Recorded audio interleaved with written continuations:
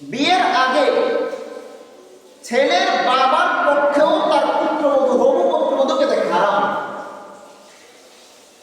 কারণ বিয়ের আগে যতক্ষণ পর্যন্ত তার ছেলের সাথে বিবাহ না হবে ততক্ষণ পর্যন্ত ছেলের বাবা ইচ্ছা করলে ওই মেয়েকে বিবাহ করতে পারবে। কারণ ওর সাথে বিবাহ হয় না, তার পুত্রবধূ হয় না।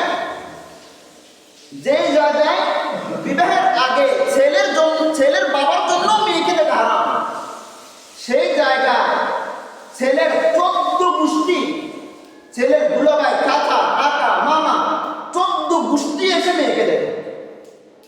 এই যে কয়েকদিন পর কোরবানি, আপনি দেখবেন কোরবানির একটা গরুকেও এতজন মানুষ দেখতে যায় না, বিয়ের আগে একটা মেয়েকে ততজন মানুষ দেখতে যায়।